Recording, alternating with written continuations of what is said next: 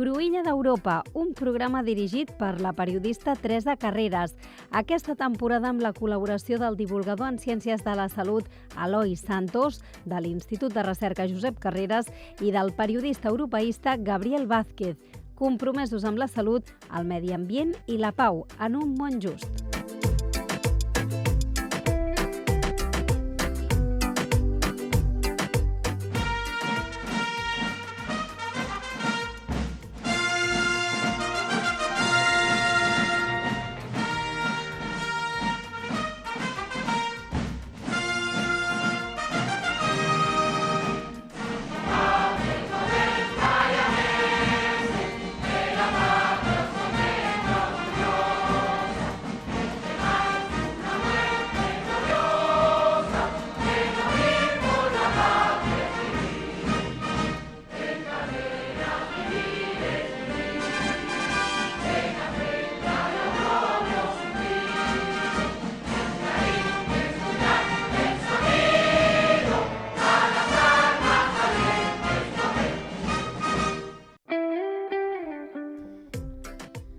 Molt bon dia. Avui farem el programa majoritàriament en castellà perquè, com ja hem dit en les xarxes socials, el programa d'avui anirà de Cuba. I com que tindrem dues persones connectades per internet, dos cubans, un cubà i un italià, nosaltres parlarem en castellà. ¿Vale? Buenos días desde Mataró para La Habana, Jorge. Buenos días, Teresa. ¿Cómo está usted? Estamos muy bien y estamos encantados y te agradecemos enormemente que estéis conectados a estas horas, que son horas intempestivas para ti, pero que te lo agradecemos porque toda la audiencia de nuestro programa podrá tener información directa. Gracias. Y ahora también vamos a saludar a Marco Papacci, que está en Roma y que es el presidente de una asociación de amistad italo-cubana. Buenos días, Marco. Buenos días a todos ustedes, un abrazo. Muchas gracias por estar aquí presente. En Cuba, los americanos la quieren dejar morir de hambre, como lo están haciendo los israelíes con Gaza. El presidente Trump dice que Cuba es un estado fallido. Sin embargo, despierta la solidaridad. Nosotros tenemos aquí, porque nos lo ha traído uno de nuestros invitados, un número de cuenta de la Caixa para ayudar a los cubanos si alguno de nuestros oyentes lo quiere hacer. Nosotros vamos a dar este número 3 veces durante la emisión. El número de cuenta es ES 55 2100 3050 89 22 00 30 37 31. ¿Vale? Es un hermanamiento entre Nou Barris y El Cerro, en Cuba. Por tanto que desde el Cruïlla d'Europa os agradecemos todas las aportaciones que vosotras podáis hacer para ayudar a un país que está pasando por grandes dificultades.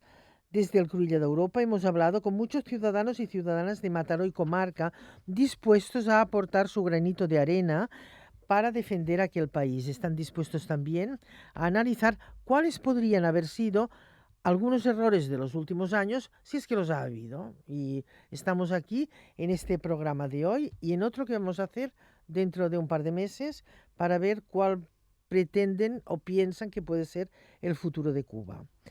Y es cierto que la situación en Cuba ha llegado a un punto debido a la asfixia, sobre todo, de las grandes potencias como lo son los Estados Unidos, que someten al mundo a su particular guerra de los aranceles. Cuba se libra porque no vende nada a los Estados Unidos, pero sí que se resienten de todas estas guerras del señor Trump los países intermedios, los que mandan cosas, etc. Desde el 9 de enero no entra en Cuba combustible. Hay apagones de electricidad de hasta 20 horas al día que han paralizado hospitales, escuelas, oficinas de transporte y que han hecho que muchos tengan que recorrer a la leña para cocinar o a las mulas para desplazarse. En estos últimos días, Donald Trump ha intensificado su pulso con el Supremo anunciando un aumento de entre el 10 y el 15% del arancel global, aunque esto, como he dicho, no afectará directamente, que sí indirectamente a Cuba. Por eso haremos dos programas sobre la isla, uno primero analizando el bloqueo, será el de hoy, y uno segundo mirando las perspectivas de futuro de Cuba. En el programa de esta semana contaremos con 4 invitados, en este caso hombres todos, y el próximo ya será un poco más equilibrado. Tendremos al periodista cubano Jorge Legañoa, que vive en La Habana. Después nosotros nos iremos hasta Roma para conocer las opiniones del señor Antonio Papache, que es el presidente de la Asociación Nacional de Amistad Italia-Cuba, y a 2 ciudadanos de Mataró que conocen muy bien la realidad de la isla porque han viajado en diversas ocasiones, que les agradecemos mucho que hoy estén aquí en nuestro programa. Uno de ellos, Ramón Morales. Hola Ramón, buenos días. Gracias. Que has presentado recientemente un libro de memoria histórica llamado Surcos de mis memorias, de la editorial Horizons, y a Antonio Rodríguez Avellaneda, que es un campeón en conocer a la isla cubana por su dedicación. En este programa hablaremos en castellano, como he dicho al principio, porque así todos nos vamos a entender, aunque el programa normalmente se hace siempre en catalán. A nosotros nos gusta decir que el Cruïlla d'Europa son una serie de conversaciones entre nuestros invitados.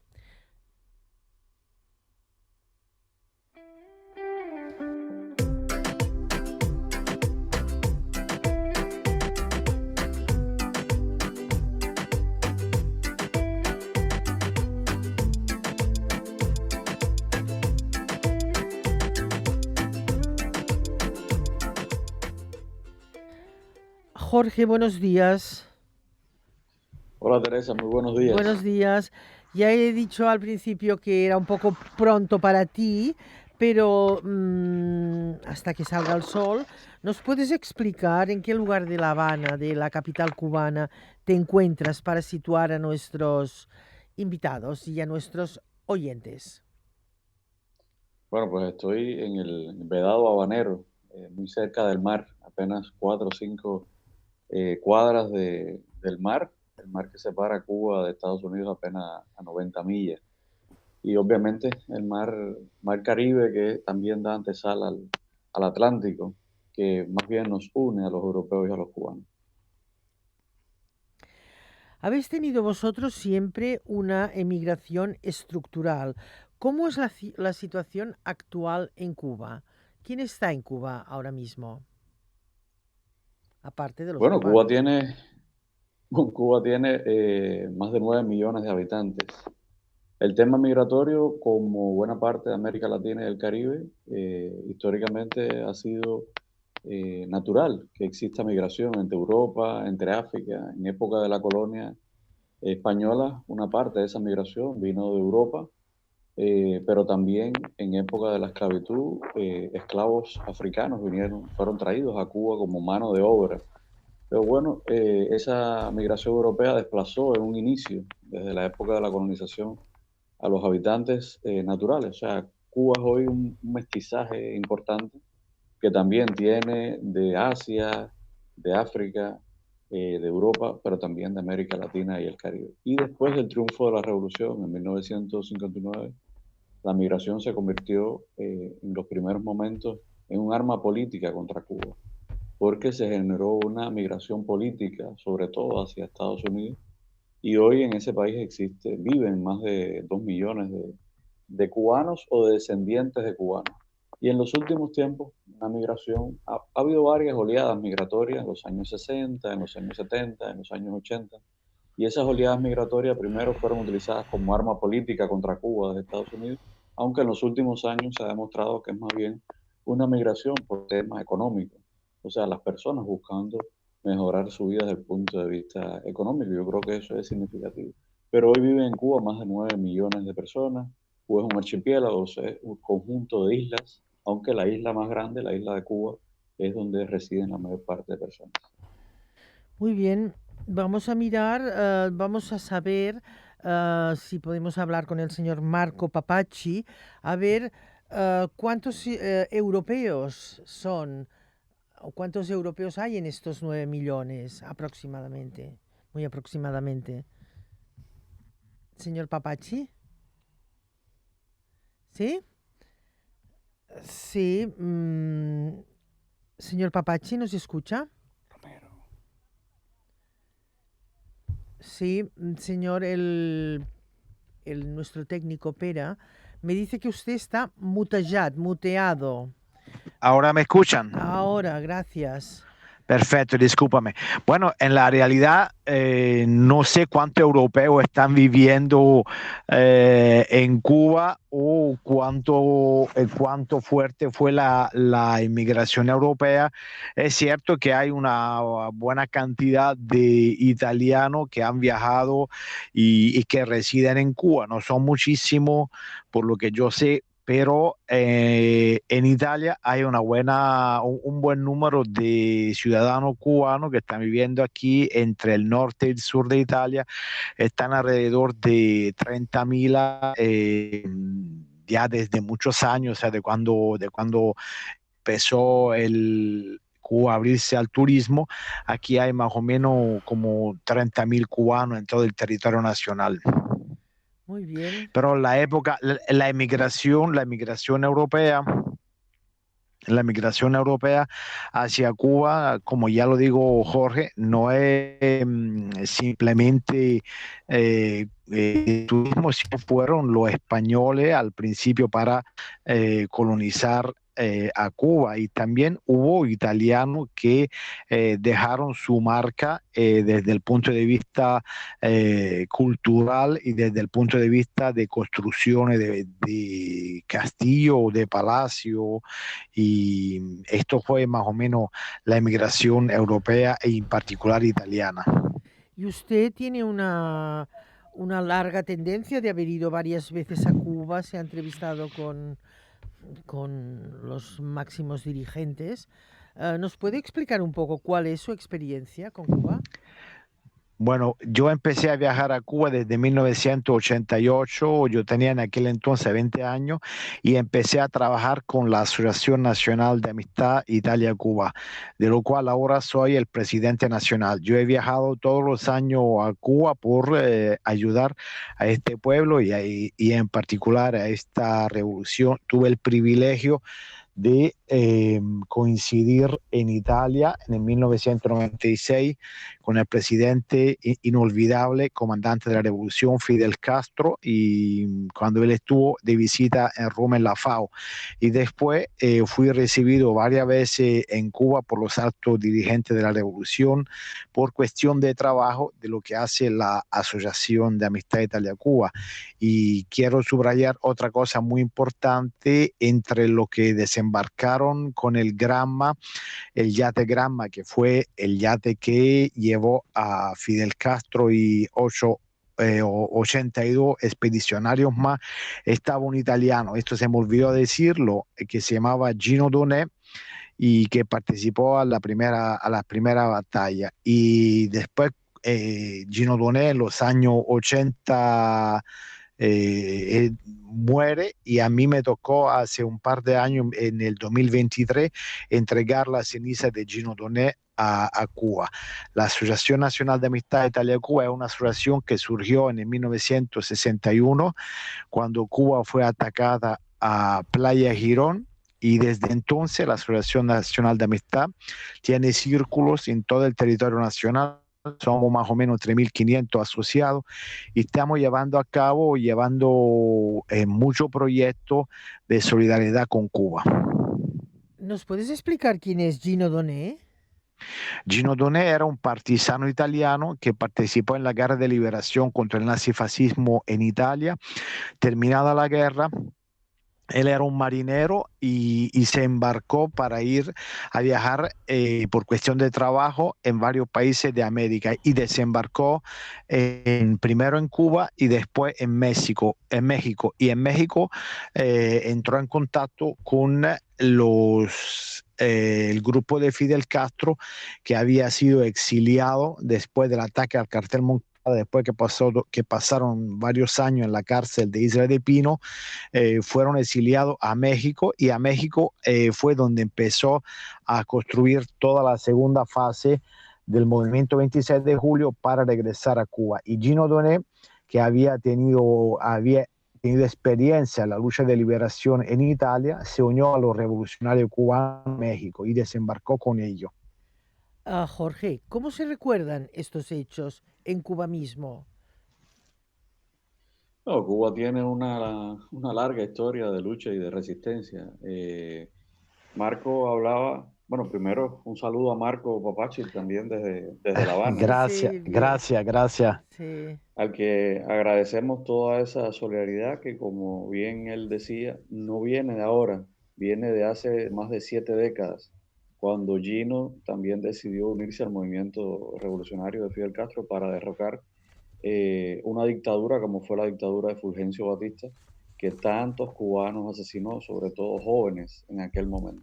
O sea, no estamos hablando de una revolución que llegó al poder por un golpe de Estado, estamos hablando de un movimiento revolucionario que surgió del pueblo, que buscaba sobre todo la igualdad humana, y creo que es lo que Cuba ha intentado durante todos estos años. Y es justamente ese intento de soberanía, de independencia, de librarse del tutelaje neocolonial que significó Estados Unidos en la política de Cuba durante los primeros 50, casi 60 años del siglo XX, lo que ha provocado esta, diríamos, dicotomía de convivencia, ¿no? Que Estados Unidos ha tenido un diferente, que tampoco viene de la primera mitad del siglo XX. Estados Unidos ha tratado de ser el dueño de Cuba desde época tan temprana como el siglo XIX.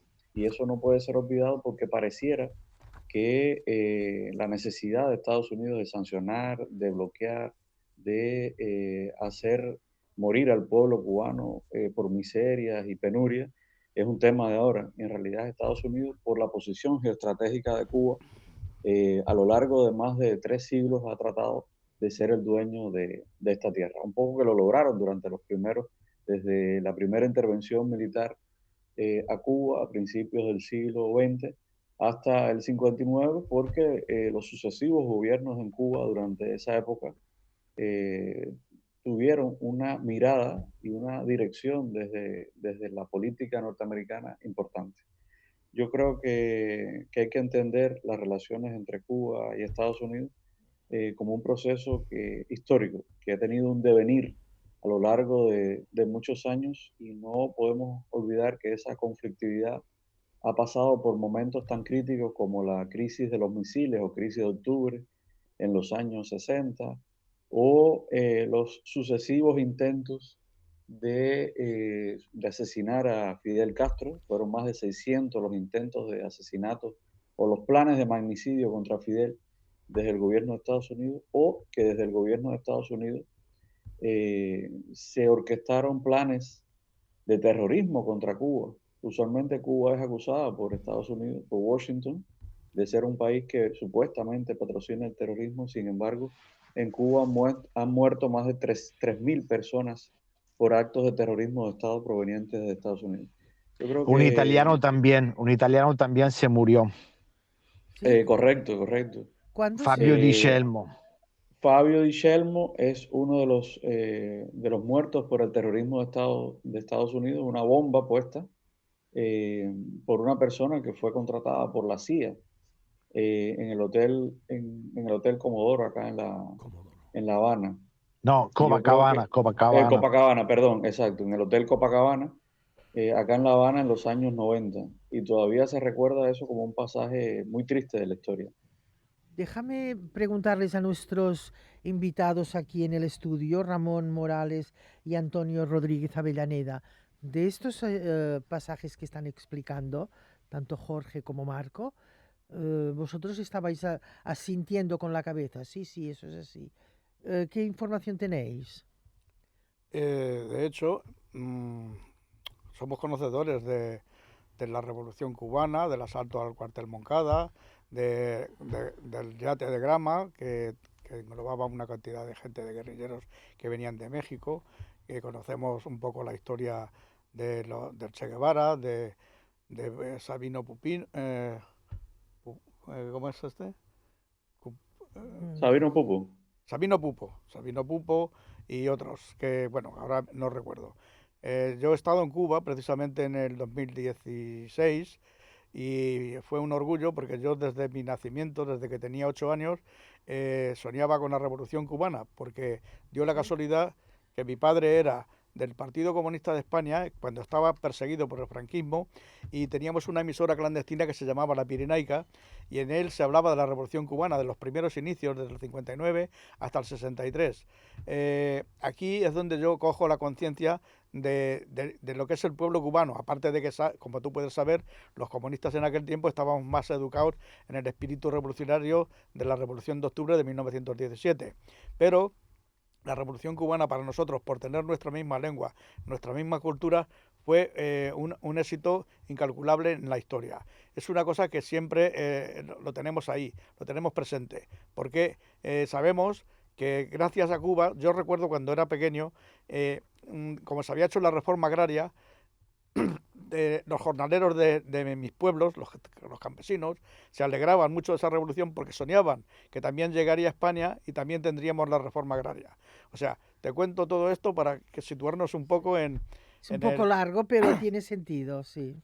Y entonces, bueno, a partir de aquí, la solidaridad con Cuba, nosotros pertenecemos a la brigada de Nou Barris, que en su cabeza, su presidente es Maruja Ruiz, y esta brigada lleva ya 30 años funcionando y es muy solidaria con Cuba, no solamente con las aportaciones que se hacen de comida, herramientas, incluso algún vehículo que también hemos llevado. Hay una anécdota de un vehículo que nosotros cogimos que le llamaban, era una guagua muy hecha polvo, muy vieja, que aún tenía matrícula de Barcelona, y al parecer fue una que habían puesto la ETA, habían quemado el autobús. Pero un grupo de gente lo compraron muy barato, lo repararon y lo enviaron a Cuba. O sea, nuestra brigada ha enviado a Cuba desde vehículos, medicinas no paramos de enviar a cada momento.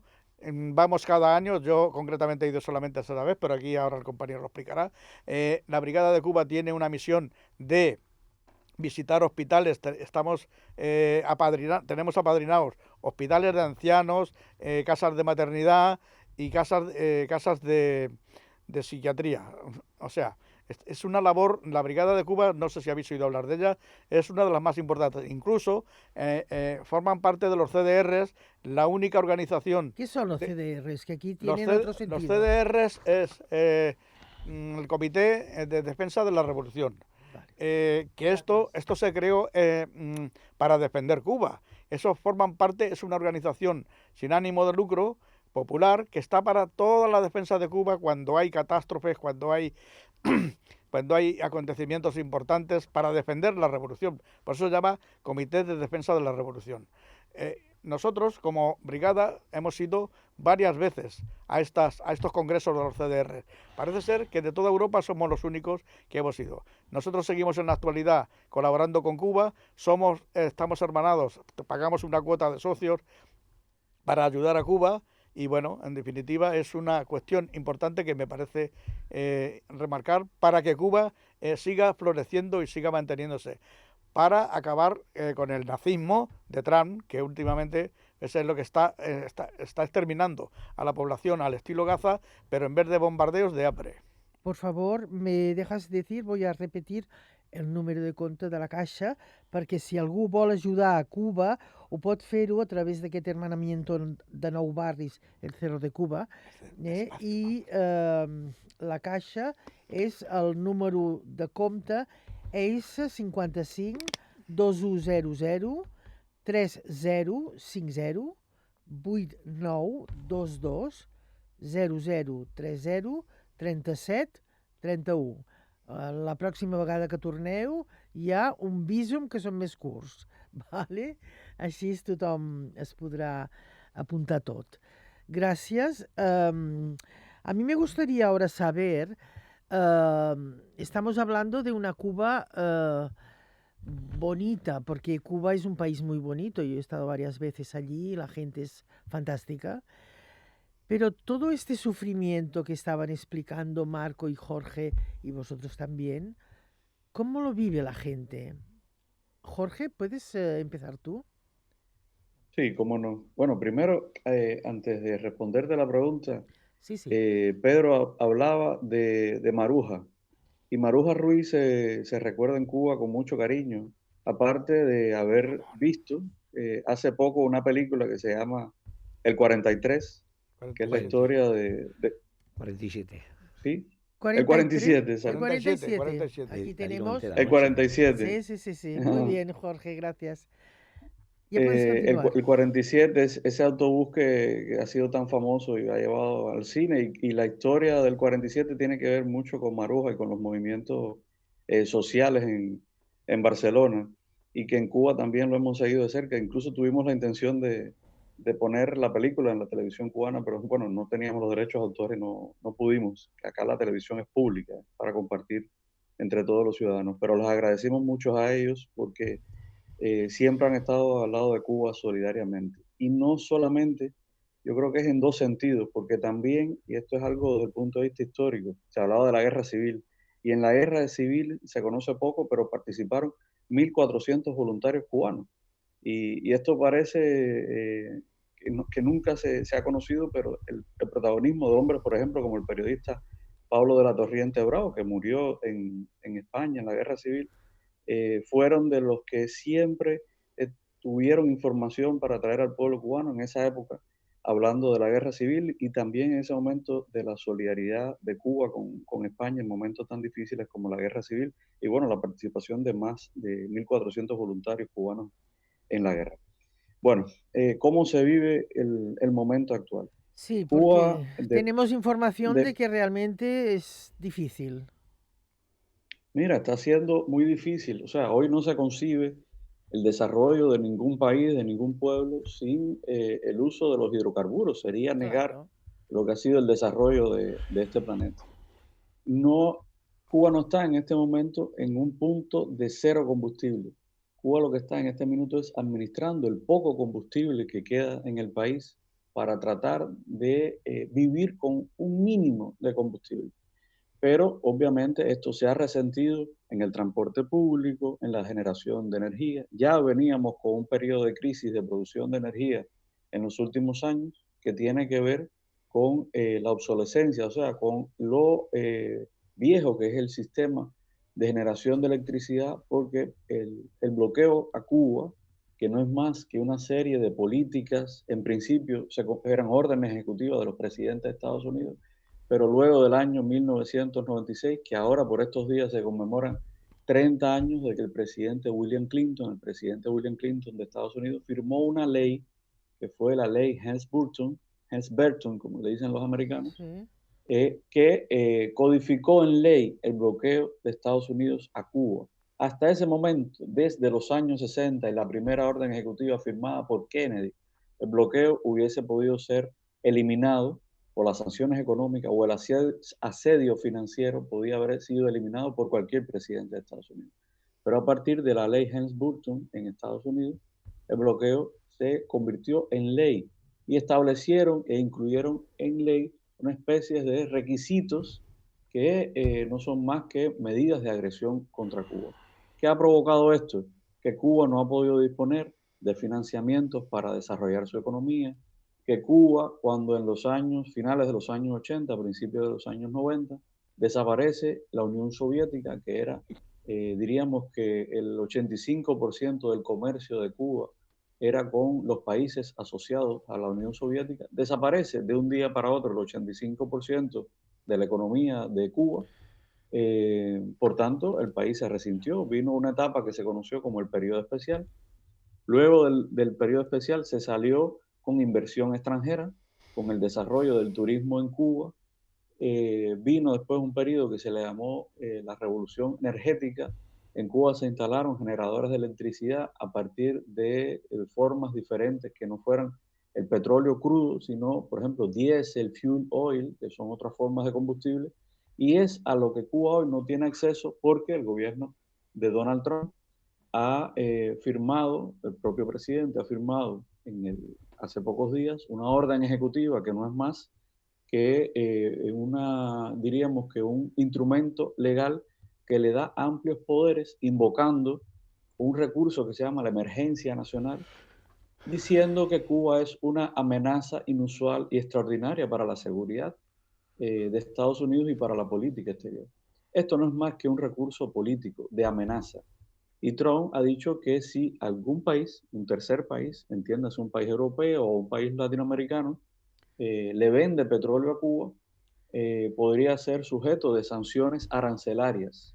Claro, eso es lo que Más estábamos allá de, diciendo. Sí, más sí. allá de si esto se concreta, claro, son dos cuestiones diferentes. Una cosa es la guerra arancelaria que Trump ha estado impulsando desde el inicio de esta segunda temporada en la Casa Blanca, que es un poder extraordinario que tiene el presidente de Estados Unidos, porque en realidad se estaban utilizando los aranceles para presionar y sentar en la mesa de las negociaciones y tener ventaja como economía ante el empuje de China y de otras naciones, otros conglomerados como la Unión Europea.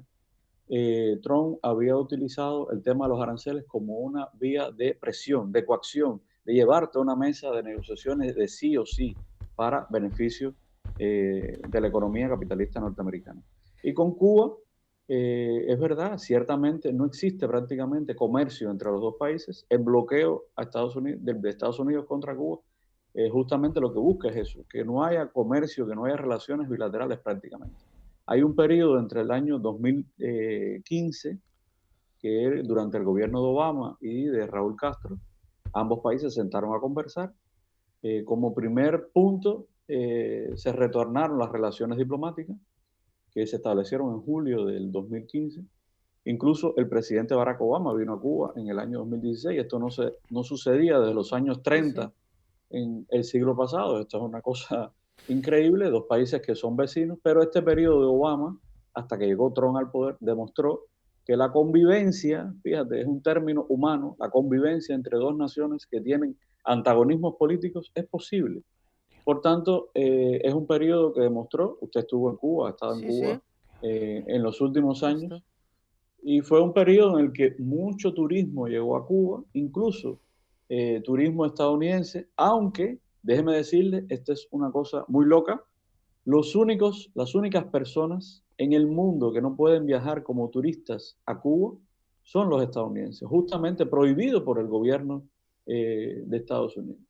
Y esto es algo que pareciera increíble, porque se acusa a Cuba de ser un país que supuestamente patrocina el terrorismo, y creo que usted y los amigos pueden dar fe de que en Cuba podemos ser cualquier cosa, incluso bailarines, pero no terroristas. No, seguro, estoy segura de esto.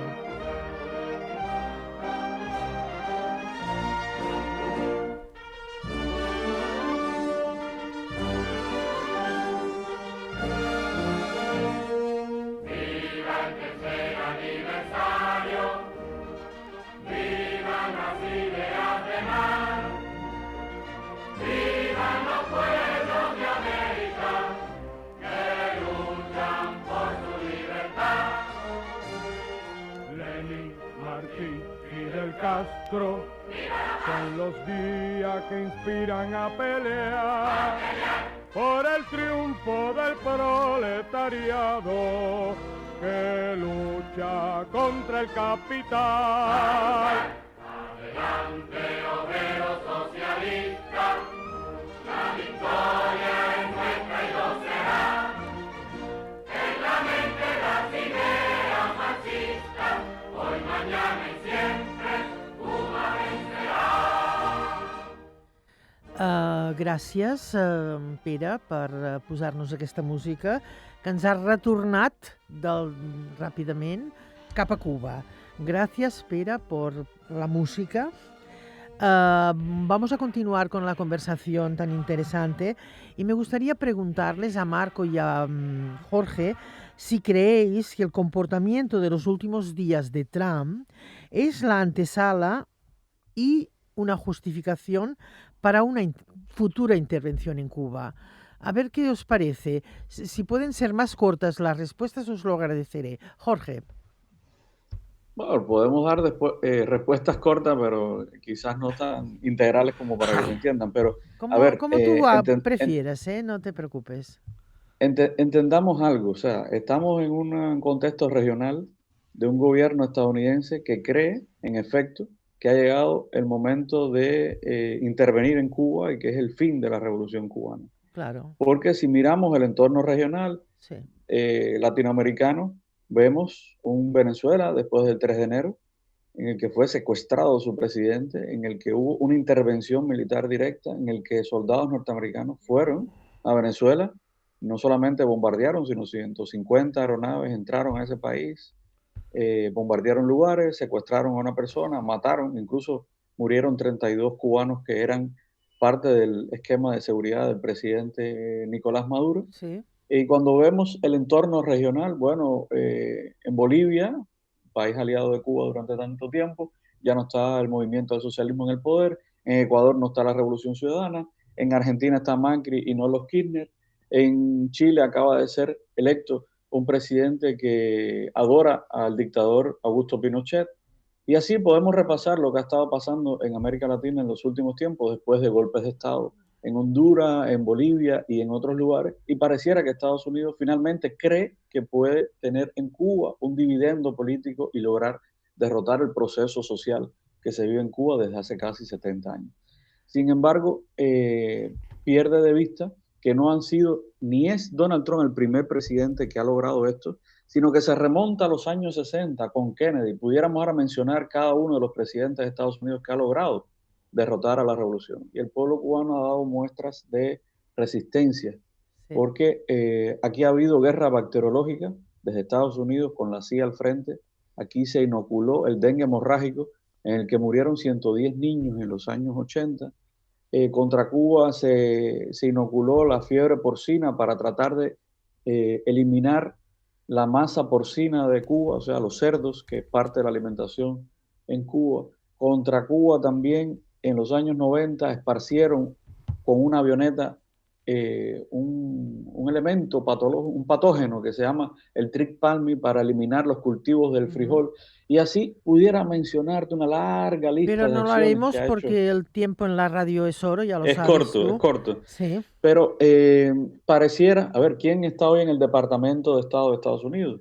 Marco Rubio, descendiente de cubano, una persona que ha hecho carrera política y de alguna manera el negocio anticubano en Estados Unidos se ha convertido en una forma de vida, en una forma de quitarle dinero del contribuyente estadounidense a la contrarrevolución en Estados Unidos y vivir ellos de ese dinero. Sin embargo, en Cuba hoy no hay una masa, diríamos, una masa social que apoye una transformación del país hacia el capitalismo o hacia una tendencia como la que quiere Donald Trump. Vamos a dejar también que Marco haga su aporte corto, por favor. Y luego, sí, no se preocupe. Sí, yo estoy aquí sufriendo un poco por nuestros invitados. No se preocupe, ¿no? Seré muy corto. Venga, adelante, gracias. A ver, Cuba es, Estados Unidos dice que Cuba es una amenaza. Yo digo, sí, lo es, por su ejemplo, su resistencia internacional, su ejemplo demostrado que Cuba lleva médicos en todos los lugares del mundo, e Italia ha sido uno de los países que ha tenido la suerte de tener brigadas médicas en nuestro territorio durante el COVID, y actualmente en el sur de Italia tenemos 400 médicos que están ayudando una región pobre de Italia. Yo no creo que Estados Unidos se atreven a entrar militarmente, a hacer una invasión en Cuba. Ellos saben perfectamente que si entran vertical, salen horizontal desde la isla. Yo conozco al pueblo cubano, he trabajado muchísimo con ellos y estoy requete convencido que si intentan apoderarse de Cuba, recogerán el polvo de la tierra cubana. Antonio, tú mismo, por favor, ¿qué tienes que decir a eso? Es decir, ¿tú crees que la resistencia del pueblo cubano es la base de que todo funcione por el momento? La resistencia Sí, y la cultura política que tiene, que los niños la reciben desde la primera edad que van al colegio. Cualquier niño o niña cubana te puede dar una lección de historia sobre su país y eso no se da en ningún lugar del mundo. Estoy totalmente de acuerdo con el 100% de lo que acaban de decir los dos compañeros. claro. Tanto el Jorge y compañero Marco. cubano, el Jorge Legañoa, y del compañero Marco Papachi. Totalmente de acuerdo con vosotros. El problema fundamental de Cuba, la mala suerte que ha tenido Cuba de vivir tan cerca de los Estados Unidos, a 90 millas, como ya todo el mundo sabe, Sí, que eso sí. está a tiro de piedra. Eso no le pasó, por ejemplo, a Vietnam, que no había hablar, por supuesto. Lo que sí puedo decir es que por mucho tienen que destruir totalmente a Cuba para que los yanquis pisen y se apoderen del terreno cubano. Eso no pueden impedir que bombardeen, pero se van a encontrar con cada cubano y cada cubana de la edad que sea con un fusil en las manos, porque eso en Cuba la Constitución dice que la defensa es de todo el pueblo, no de unos cuantos profesionales, sino de todo el pueblo. Y me duele que no haya la suficiente sensibilidad en el mundo para ayudar a ese pueblo, a esa nación, que es un ejemplo, especialmente para los trabajadores, para la gente mínimamente de izquierda. Yo entiendo que los capitalistas, los que se creen ricos, odien a Cuba, pero a Cuba... No, yo no lo entiendo, que nadie odia a nadie. Que no se odia. Yo no he dicho esto, No, por yo favor. no te lo he dicho a ti. Antonio, vamos a continuar. Vale. Pues sí, es verdad.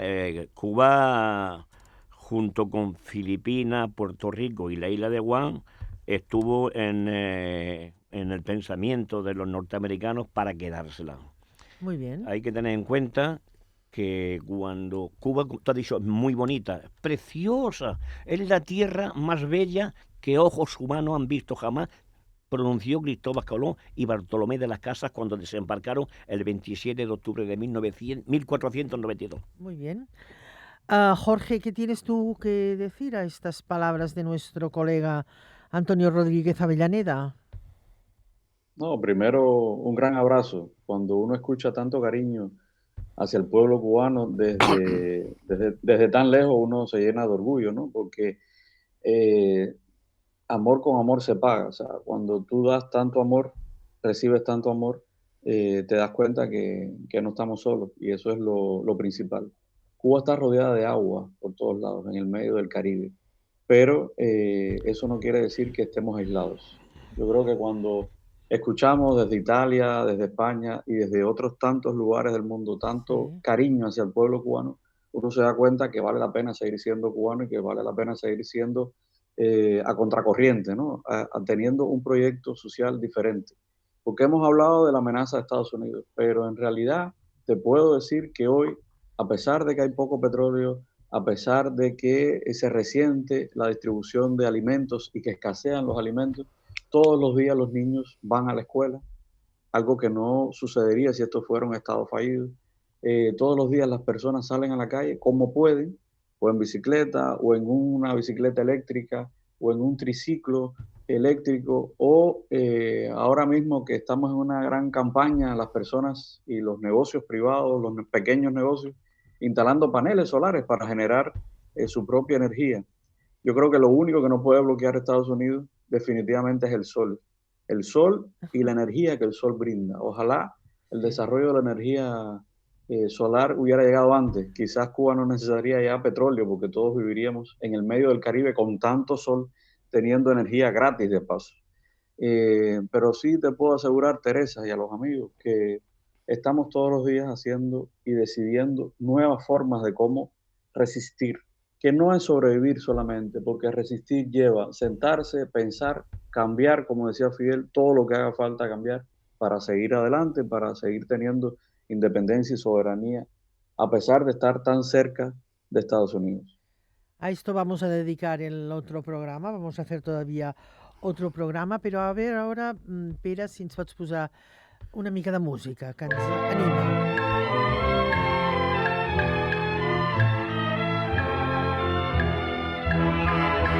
Déjame estrechar tu mano, campesino, la mano que trazó el surco y la semilla sembró. Déjame estrechar tu mano, campesino, que la victoria llegó. Tornarem a repetir el número de compte per si algú vol donar una ajuda a través de la caixa. ES 55 2100 30 50 89 22 00 30 37 31. Continuarem. Jo m'agradaria preguntar-vos a tots quatre. En aquest cas, Jorge, Marco i vosaltres dos després. I com que tenim un altre programa encara en cartera, ja parlareu, no us preocupeu. Què passarà amb aquesta ruptura? Sí, gràcies, Pere. ¿Qué pasará con esta ruptura transatlántica, de relaciones transatlánticas, que parece que el mundo no sabemos si se está americanizando o desamericanizando? ¿Cómo lo veis esto? Porque estamos en un momento muy complejo de las relaciones de América con el mundo en general. Jorge.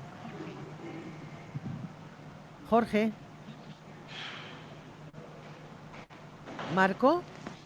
Sí. A ver, pues si nos puedes contestar tú, estaría bien. No, se me fue el audio de nuevo la pregunta, discúlpame. Claro, no te preocupes para nada. En esta segunda legislatura del presidente Trump se ha producido una ruptura con las relaciones transatlánticas, es decir, ya no somos los amigos predilectos de los americanos. ¿Qué pasará ahora? ¿Se está desamericanizando el mundo o se está americanizando todavía más? Bueno, a ver, yo no estoy tan convencido que el mundo se está desamericanizando. Al contrario, hay mucha gente, hay muchos gobiernos que son serviles a los Estados Unidos. Italia es uno de aquellos países donde tenemos un primer ministro de derecha que ha servido totalmente a la política de Estados Unidos.